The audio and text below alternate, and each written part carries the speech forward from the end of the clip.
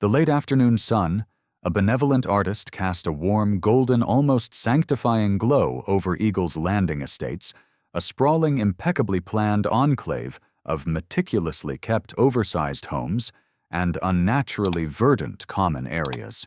It was the kind of neighborhood that prided itself with an almost religious fervor on its carefully cultivated exclusivity and its unwavering, almost militant adherence to a binder of homeowners association rules so thick and convoluted it could have served as a doctoral thesis in suburban micromanagement. This sacred document was often wielded with intimidating, almost gleeful zeal by one Beatrice Thornton, a woman for whom community standards were less a guideline and more an ironclad, non-negotiable commandment. Beatrice Thornton didn't just live in Eagle's Landing. She reigned over it with the unyielding rigidity of an iron fist encased in an impeccably manicured velvet glove, viewing Isabella Thorne with her burgeoning pregnancy and its attendant physical slowdown as a personal affront, a blatant, unacceptable challenge to her meticulously ordered, self-proclaimed dominion. For Police SWAT Commander Marcus Thorne, a man whose demanding high-stakes career required preternatural calm and razor-sharp precision in the face of life-threatening chaos, Eagle's Landing had initially promised a much-needed sanctuary. He and his beloved wife, Isabella, an accomplished architect with a gentle, compassionate demeanor and an artist's eye for beauty, were 7 months pregnant with their first child, a deeply longed-for son they had already decided to name Samuel, after Marcus's late, revered grandfather, a man of quiet strength and unwavering integrity.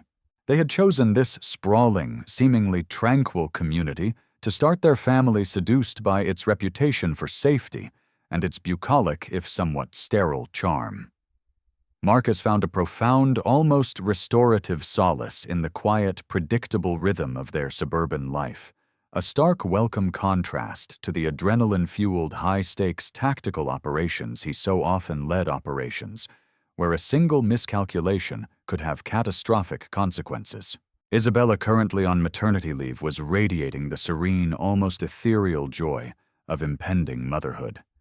Her steps now slower, more deliberate, her body gracefully accommodating the precious life within, but her spirit filled with a happy, infectious anticipation that seemed to brighten every room she entered.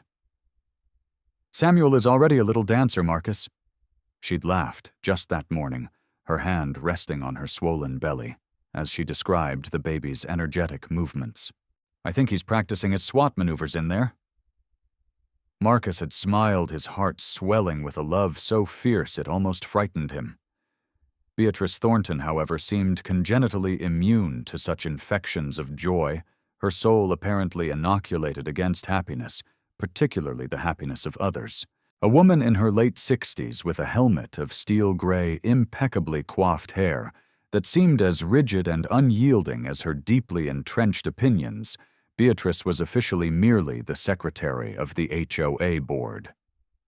Unofficially, however, she acted with the unquestioned, almost dictatorial authority of a feudal overlord. She patrolled the pristine, eerily quiet streets of the community in her oversized, silent electric golf cart, a self-appointed ever-vigilant sentinel, her sharp, narrowed eyes missing no perceived infraction, no blade of grass infinitesimally over the prescribed regulation height, no child's laugh deemed too boisterous for her delicate sensibilities. Her voice often amplified by an ever-present, almost palpable sense of righteous indignation, was quick to correct, to chastise, to report, to levy fines with an almost sadistic glee. She possessed a particular, almost pathological disdain for anything or anyone that disrupted her narrow, suffocating vision of perfect sterile order and Isabella's pregnancy, with its attendant, unavoidable slowing of pace, its visible physical changes, its inherent beautiful untidiness, had recently ominously become a focal point for Beatrice's thinly veiled, increasingly venomous contempt. There had been minor skirmishes before unsettling preludes to the coming storm. Beatrice had once issued Isabella a formal written warning complete with photographic evidence for leaving a package from a well-known baby store on their front doorstep for an unsightly and unacceptable duration. It had in fact been there for less than 2 hours delivered while Isabella was at a doctor's appointment. She had complained loudly, and to anyone who would listen, and many who wouldn't, about the excessive theatrical deliberation of Isabella's parking, when she carefully, painstakingly navigated her growing belly out of their family car in their own designated driveway. Last week at the community clubhouse, a sterile beige edifice that served as Beatrice's primary seat of power. Beatrice had loudly, pointedly sighed and tapped her expensive Italian leather-shod foot with exaggerated theatrical impatience when Isabella, feeling a momentary wave of dizziness, had paused briefly on the main interior staircase to catch her breath and steady herself. "Some people, Mrs. Thorne."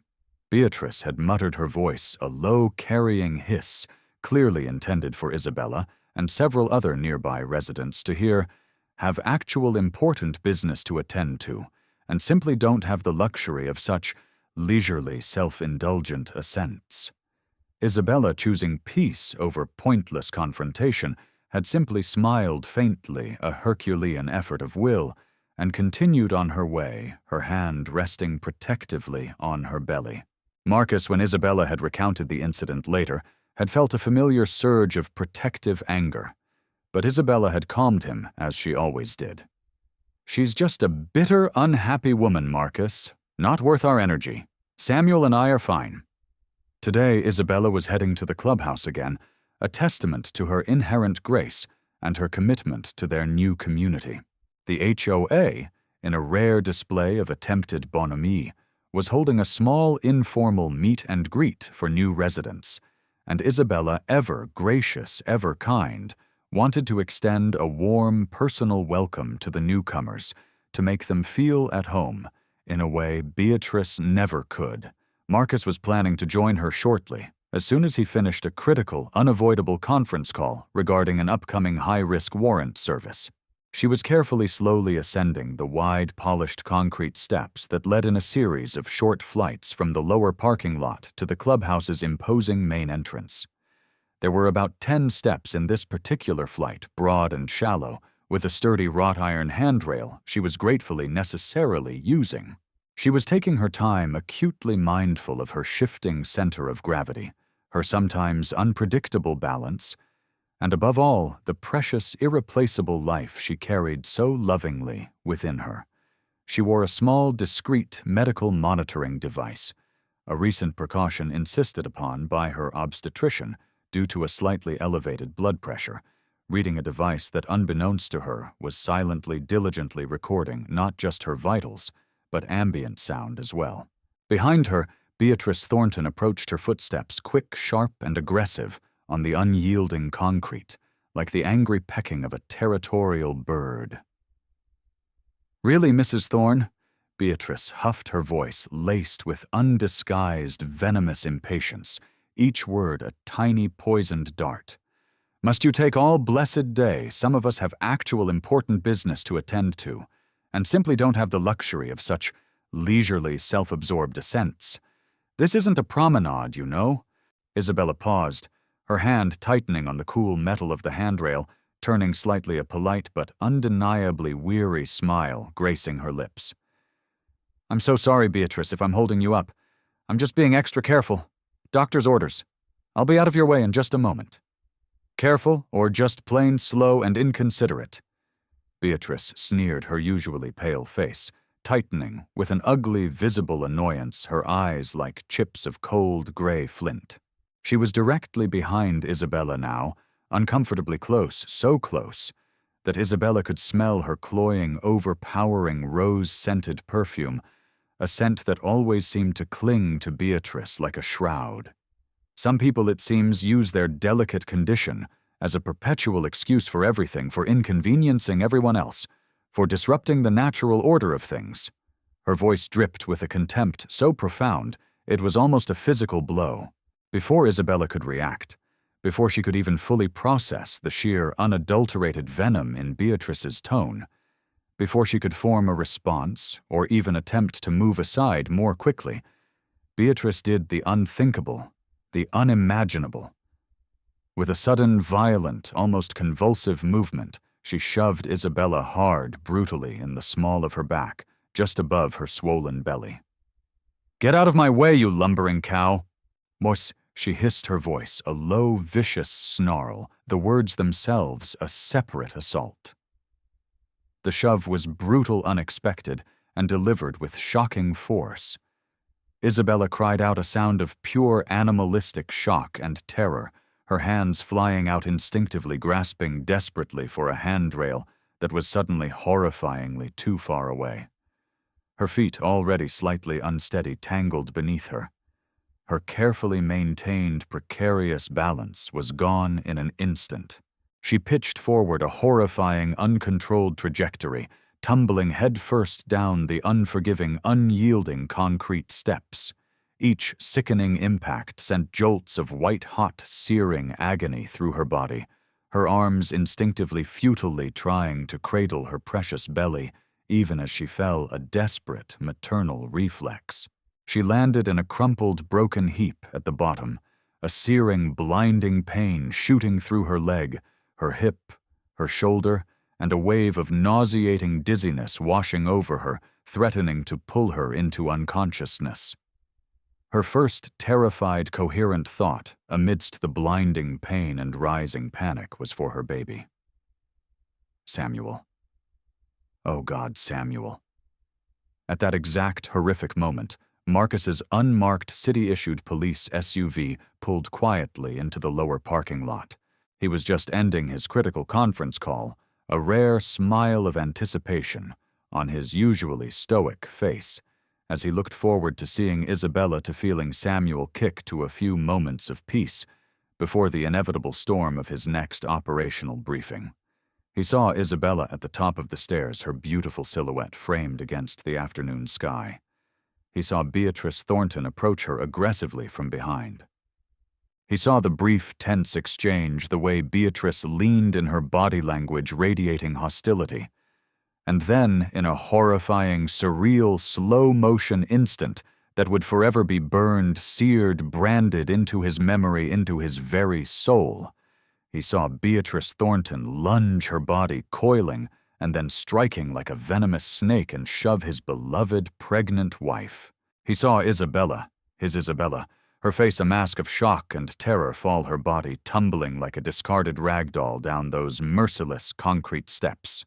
Isabella, the roar that tore from Marcus's throat, was primal, inhuman, a sound of pure, unadulterated terror, rage, and a grief so profound it threatened to shatter him. He was out of the vehicle before it had fully shuddered to a stop, his body moving with the explosive, lethal speed and ingrained deadly grace of a SWAT commander, engaging a direct, imminent threat. The professional calm he was renowned for, the icy control that had saved his life and the lives of his team members countless times, shattered into a million razor-sharp pieces, replaced by a singular, all-consuming, white-hot intensity. His wife, his child, attacked. Beatrice Thornton was standing at the top of the stairs, her hand resting lightly on the handrail, looking down at Isabella's still crumpled form, with an expression that was not remorse, not shock, not even concern, but a kind of cold, dismissive, almost bored annoyance, as if Isabella had merely inconveniently tripped and was now making an unseemly fuss. Marcus reached Isabella in seconds, his own knees hitting the hard concrete as he skidded to a halt beside her. She was moaning a low, keening sound of agony, her face chalk white, her eyes wide with pain and a terror that mirrored his own. "My baby," she whispered, her hand trembling violently, protectively on her swollen abdomen. "Marcus, Samuel, the baby." "Stay still, Izzy, my love. Stay still," he commanded, his voice surprisingly gentle, almost a caress despite the raging maelstrom inside him. His extensive tactical medical training, drilled into him over years, kicked in a blessed autopilot in the face of overwhelming personal horror. Airway breathing circulation, obvious severe trauma. He could see blood dark and ominous on the concrete near her head, matting her beautiful dark hair. He carefully, expertly checked her pulse, his fingers usually so steady now, trembling as they brushed her neck. Strong but too fast. "Someone call 911 now." Pregnant woman fall down flight of concrete stairs pushed by assailant, possible head injury. Severe trauma. GCS decreasing. He bellowed his commander's voice, carrying with effortless authority across the parking lot, galvanizing the few stunned, horrified onlookers who had witnessed the brutal, unbelievable scene. Then his gaze cold and lethal as a sniper's scope flicked up the stairs to Beatrice Thornton, who was now incredibly attempting to turn and walk calmly away, as if the matter was concluded, as if she had merely swatted an annoying insect. "You..." Marcus's voice was like the crack of a high-powered rifle, freezing Beatrice in her tracks, her head jerking around, her eyes widening almost imperceptibly. "Don't you move a goddamn inch." He was up those stairs in 3 powerful predatory bounds, his large muscular frame a wall of controlled, simmering fury. Beatrice flinched, a flicker of actual, palpable fear finally entering her cold gray eyes as she took in the sheer, unadulterated, almost inhuman rage radiating from him. This was not the polite, reserved Commander Thorne she occasionally encountered at HOA meetings. This was something else entirely, something dangerous, something primal. She was in my way. Beatrice stammered, her voice suddenly losing its confident, imperious bluster, now thin and reedy. "She was too slow. It was an accident. She tripped." "An accident?" Marcus's voice was dangerously low, each word precise, measured, and laden with a chilling, barely contained menace. "I saw you, Beatrice. I saw you with my own eyes. I saw you shove her. I saw you viciously attack my pregnant wife."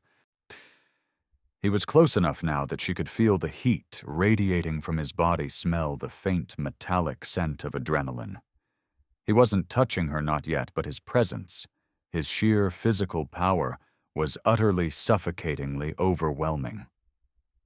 "You just deliberately, maliciously assaulted a 7 months pregnant woman, causing her to fall head first down a flight of unforgiving concrete stairs. You endangered her life, and you endangered the life of our unborn child." A memory sharp and unwelcome lanced through him a lawsuit years ago after a SWAT raid where he'd been accused of excessive force, of losing control. The suit had been dismissed, but the accusation had stung, had made him second-guess his own reactions under pressure. For a fleeting, terrifying moment, he hesitated, the ghost of that past accusation whispering insidious doubts. "Don't lose it, Thorne. Professional. By the book." But then the image of Isabella tumbling, broken down those stairs. The sound of her cry flooded his senses, and the hesitation vanished, replaced by a cold, hard certainty. He pulled out his badge, his movements swift and economical, holding it inches from her stunned, paling face. "Commander Marcus Thorne, City Police Homicide and Major Crimes Division, on temporary assignment to SWAT. Beatrice Thornton, you are under arrest for aggravated assault on a pregnant woman, a first-degree felony, and attempted fetal homicide." Beatrice gasped, her face draining of all color, leaving it a sickly, pasty gray. "Fetal homicide? She's not..." "It was just a push, a little nudge." She exaggerated her fall, and a little nudge that could kill her or our baby. Marcus snarled, his carefully constructed composure fraying dangerously at the edges, the horrifying image of Isabella tumbling broken and bleeding down those unforgiving stairs, replaying in an endless, agonizing loop in his mind. He took a deep, steadying breath, forcing the seasoned law enforcement professional, the SWAT commander, to take precedence over the terrified, enraged husband. "You have the right to remain silent.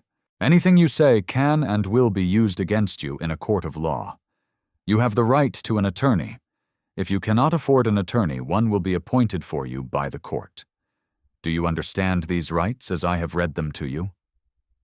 His voice was a monotone, the Miranda warning delivered by rote, yet underscored by a current of barely suppressed fury that made Beatrice visibly tremble.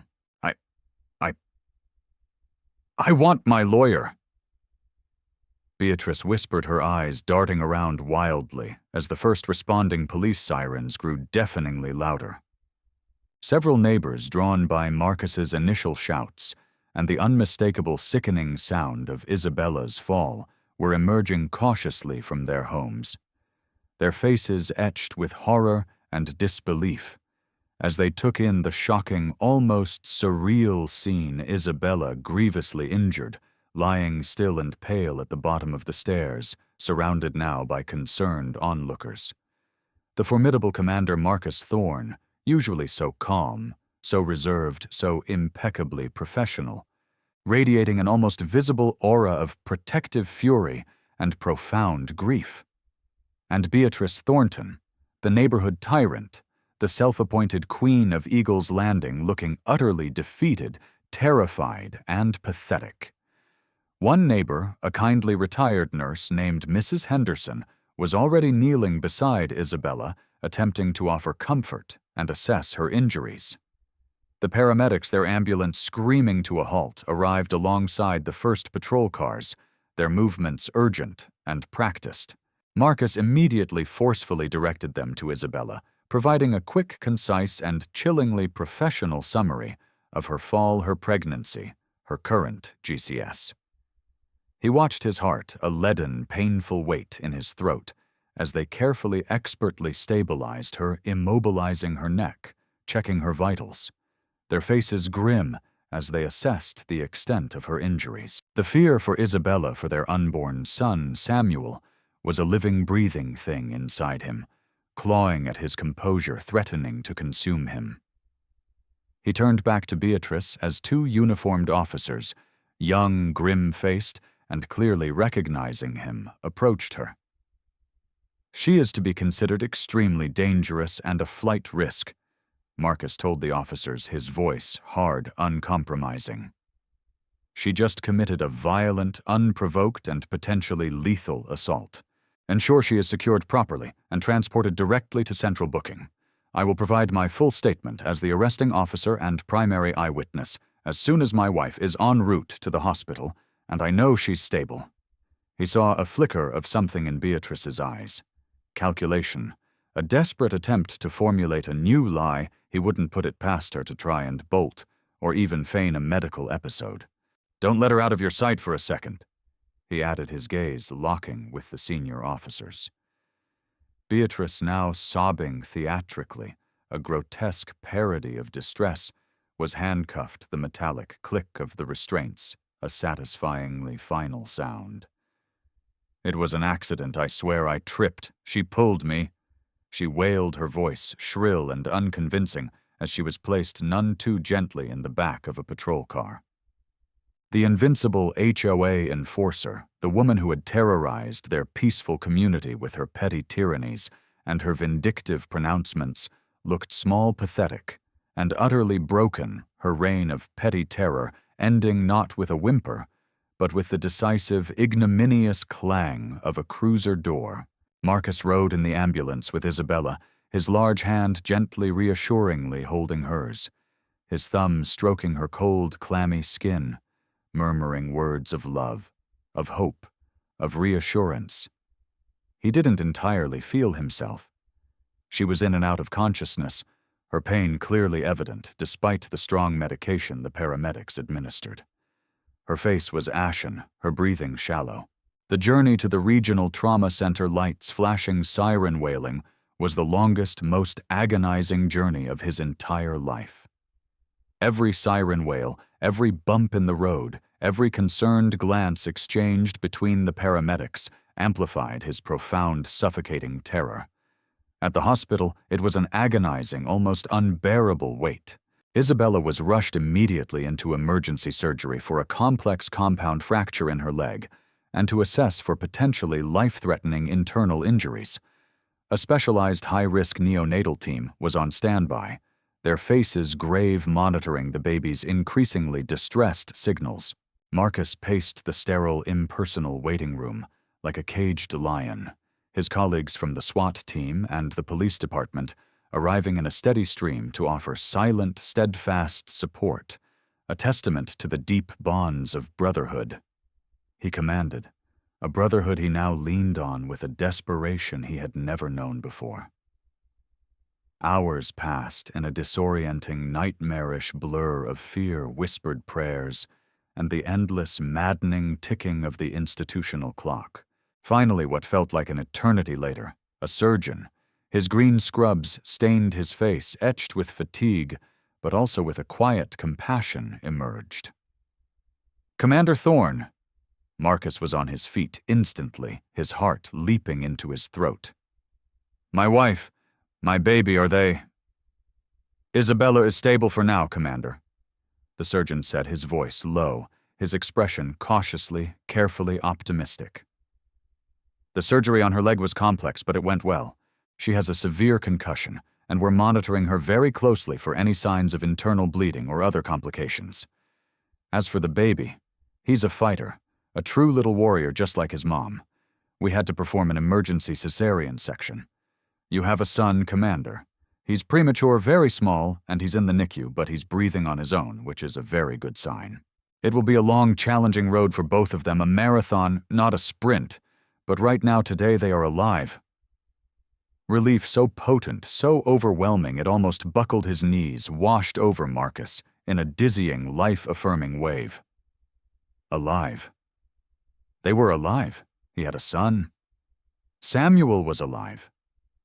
He sank into a chair, burying his face in his shaking hands, and for the first time since he had seen Isabella fall, he allowed himself to weep. The legal case against Beatrice Thornton moved forward with grim, relentless efficiency. The evidence Marcus knew was overwhelming, almost irrefutable, his own unwavering, highly credible eyewitness account. The testimony of several other neighbors who had either witnessed Beatrice's aggressive, hostile demeanor towards Isabella just moments before the shove, or who had even caught fleeting, horrifying glimpses of the push itself. Security cameras from the clubhouse, though not capturing the act directly due to an unfortunately placed decorative pillar, clearly showed Beatrice's agitated, aggressive approach towards Isabella and her continued presence looking down at the top of the stairs immediately after Isabella's catastrophic fall. The small medical monitoring device Isabella had been wearing, recovered by a sharp-eyed paramedic, provided a chilling, damning piece of audio evidence. Beatrice's hissed venomous words, "Get out of my way, you lumbering cow," followed by the sickening thud of the shove and Isabella's cry of terror. This recording, discovered and enhanced by the police department's tech unit, was a bombshell. Medical reports meticulously detailed Isabella's life-threatening injuries, the compound fracture, the concussion, the internal bruising, and the emergency premature birth of their son, Samuel Marcus Thorne, a tiny, fragile fighter weighing just under 4 pounds. Beatrice's high-priced, notoriously aggressive defense attorney, a man known for his courtroom theatrics and his willingness to twist any narrative, tried desperately to paint her as a frail, misunderstood, mentally fragile elderly woman who had simply lost her balance and accidentally bumped into Isabella, a tragic, unforeseeable accident. This ludicrous narrative crumbled quickly, spectacularly, under the sheer weight of witness testimony detailing Beatrice's long, well-documented history of bullying her specific escalating animosity towards Isabella and Marcus's clear, precise, and emotionally powerful account of a deliberate, forceful, malicious shove. Then came the prosecution's star surprise witness another devastating twist in the case against Beatrice. A woman named Mrs. Eleanor Albright, a former resident of a different HOA community where Beatrice had previously lived and served on the board, came forward. Mrs. Albright, now in her late 70s and visibly frail, but with a clear, strong voice, testified that Beatrice Thornton, some 10 years prior, had been involved in a remarkably similar incident. Beatrice had, during a heated argument over pet regulations, pushed another elderly resident, a man with a heart condition causing him to fall down a short flight of stairs and break his hip.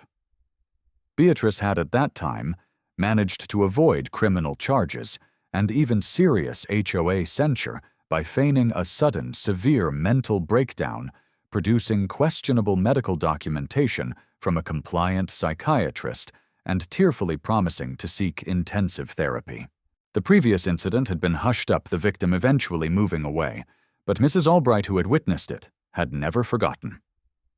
Her testimony, supported by unearthed, previously sealed HOA records from that community, painted a chilling picture of Beatrice as a serial predator, a woman with a long-standing pattern of using physical intimidation and feigned mental instability to control and harm those she perceived as weaker or as obstacles to her will. This revelation utterly destroyed the defense's already flimsy narrative and solidified Beatrice's image as a cold, calculating, and dangerous individual.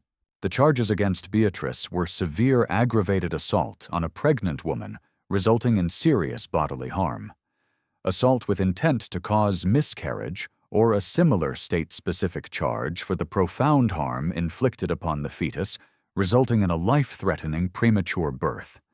And given her history and the clear evidence of malice aforethought, attempted homicide was also considered by the grand jury, though ultimately they indicted on the slightly lesser, but still devastating, charges.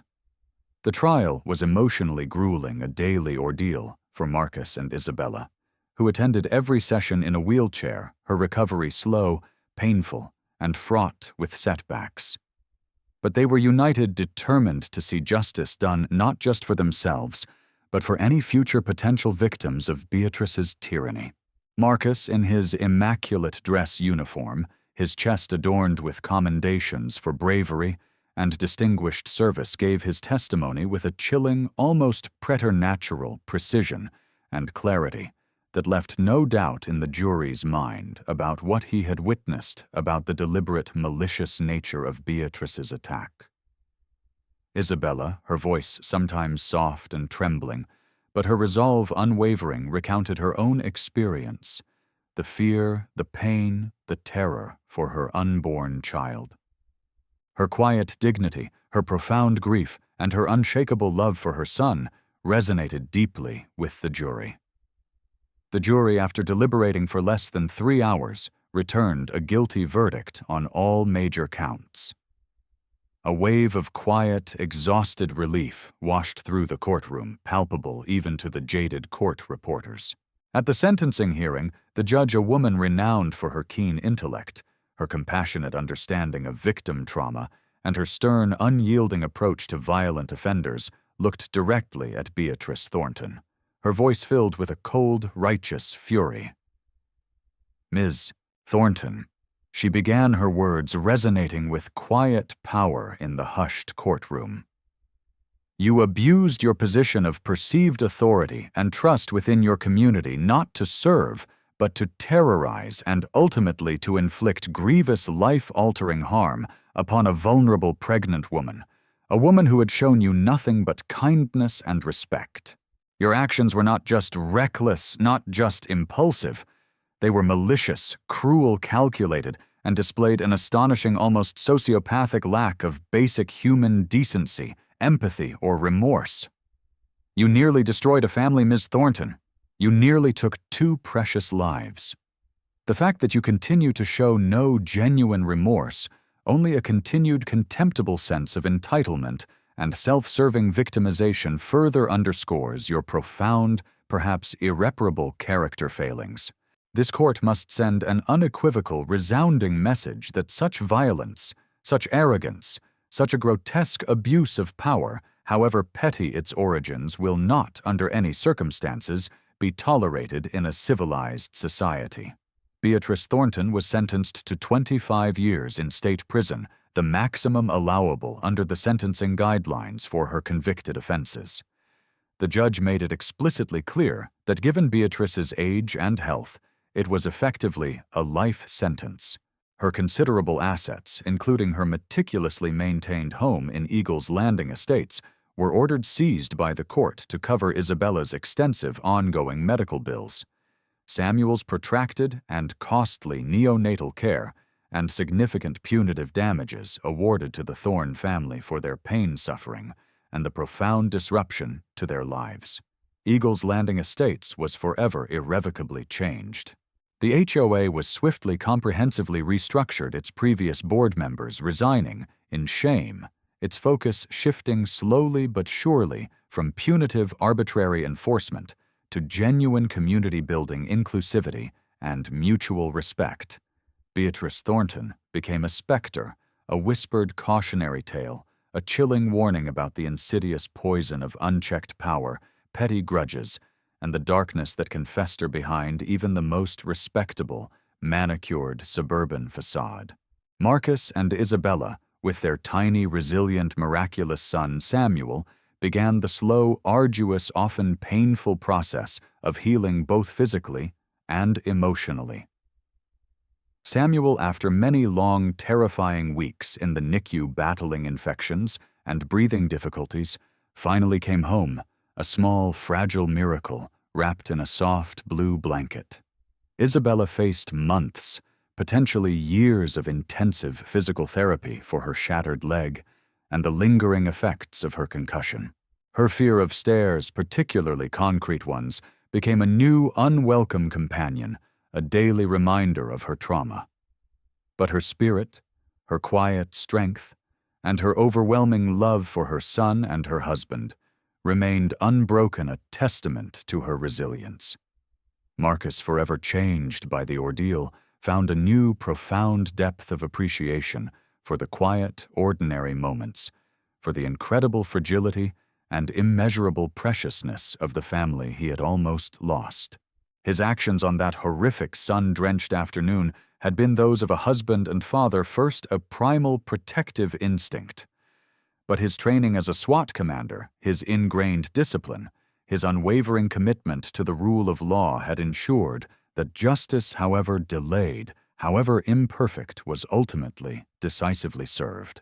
The wide, polished concrete stairs at the Eagles Landing clubhouse were eventually symbolically rebuilt with a gentler, less imposing slope, an additional reinforced handrail, and non-slip surfacing.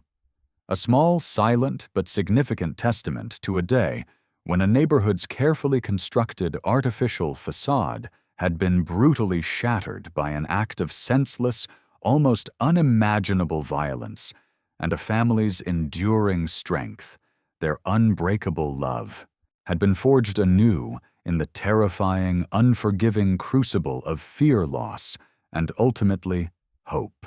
Samuel Marcus Thorne, a tiny warrior named for a legacy of strength, was a daily, joyful reminder of that hope.